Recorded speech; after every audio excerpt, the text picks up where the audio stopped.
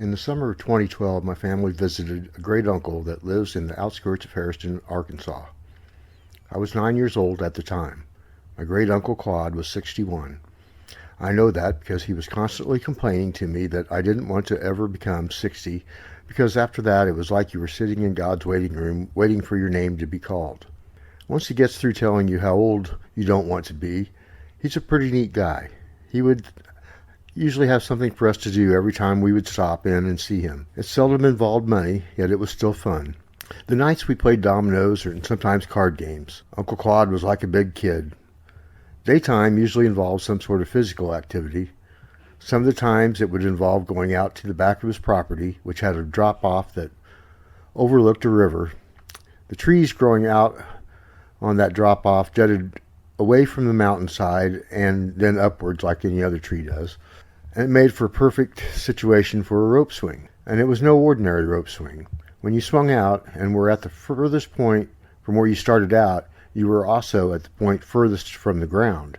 It was probably 1,000 feet down to where the ground was. It was a very scary ride. Another thing he did was to take us arrowhead hunting. He was always able to find us at least one arrowhead, and usually more. It was on that day he was taking myself and my father that we saw the creature. The drive down to the river, I listened to my dad and Uncle Claude talk about their politics. Dad was pretty much a Republican, and Uncle Claude was a devout Democrat.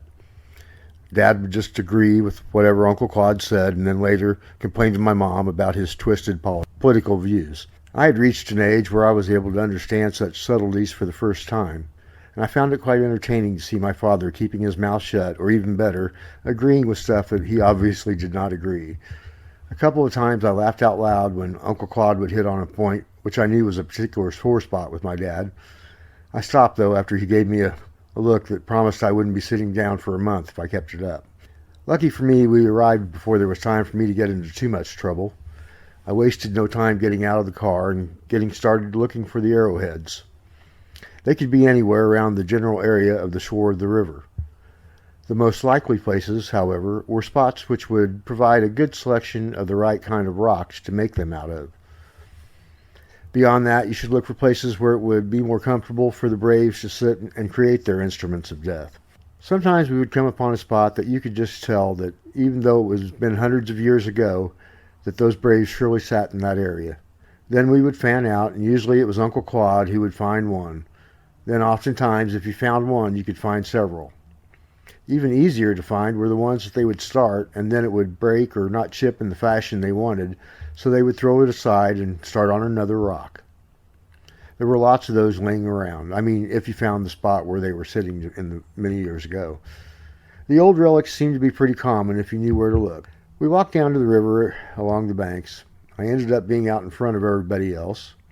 I thought if I got to the area where the arrowheads might be before Uncle Claude, that I would find the first arrowhead. We eventually came to an area where both sides of the river were rock, and they climbed upwards and away from the river.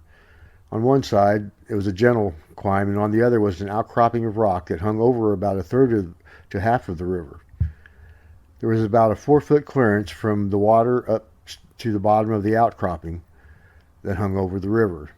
It created a dark, shadowed area, which none of us really paid much attention to at first. The stream had a swift current that curved around a spot that looked to be mostly rock, and then it actually dove under the outcropping so that about a third of the stream was running under the rock outcropping.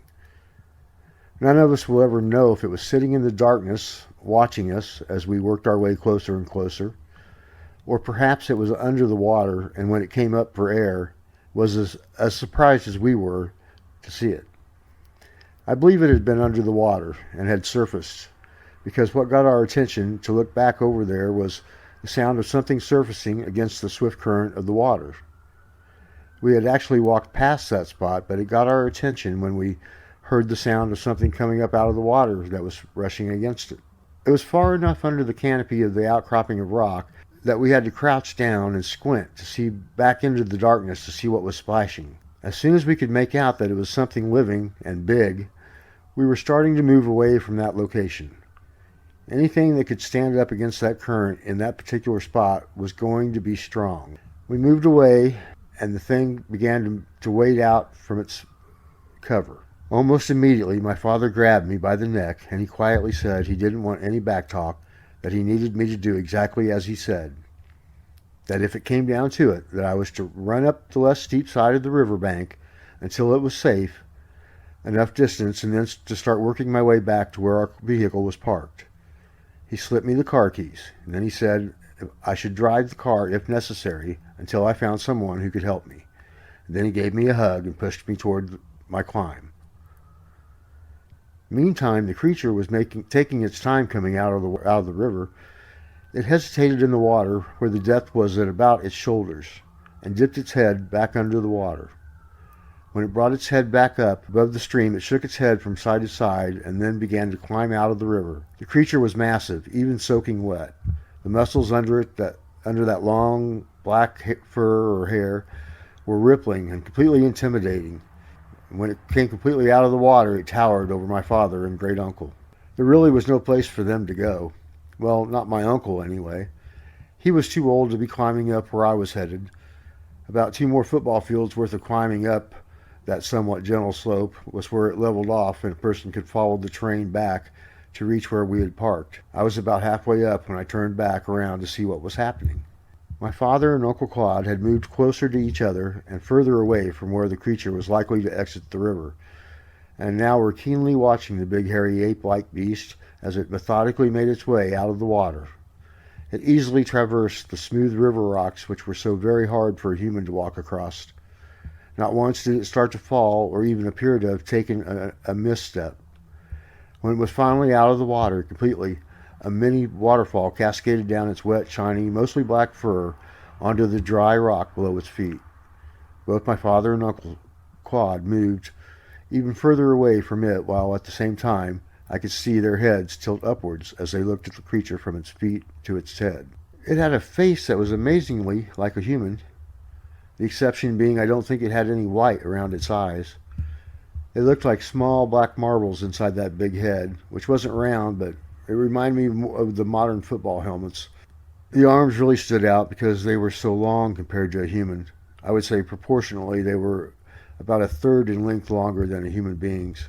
I don't know if I could actually, but it appeared to be able to scratch its knee without having to bend its upper torso. The creature began to step towards my dad and uncle, so I began to yell, and then I picked up a rock as big as I thought I could throw and still be able to hit the thing, and I gave it my best toss. My yelling may not have gotten its attention, but when that rock bounced very near the creature, it turned its head upwards, looking directly at me. I'll be honest, I've never been so scared. That thing was terrifying, and it knew it was me that had thrown the big rock. It knew I had tried to seriously harm it. It looked where the rock had hit the ground and then upwards and roared at me. It began to take another step towards my loved ones, and once again I didn't hesitate. I picked up another rock, and as big as I could hope to throw, and tossed it at the giant animal. This time I actually struck it in the arm, and the thing looked upwards at me, and again this time it roared and growled even louder at me. And then it turned its attention back to my dad and uncle, who had continually been working their way away from the big beast. It growled at my dad and uncle, and then it turned and went back up the stream in the direction we would need to go ultimately in order to get back to our car.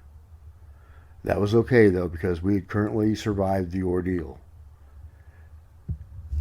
I climbed back down, and we waited about an hour, and then began to work our way back up the stream to where our ride was waiting. We carefully peeked around every turn that would expose new landscape that would be between us and the car. If we had seen the creature, we would have stopped and turned around and waited longer, but it was unnecessary. I didn't find any arrowheads that day, but I did go home with a great story. Uncle Claude, you never let me down. He passed a few years after that incident. Rest in peace, Uncle. You are missed. Thanks for listening.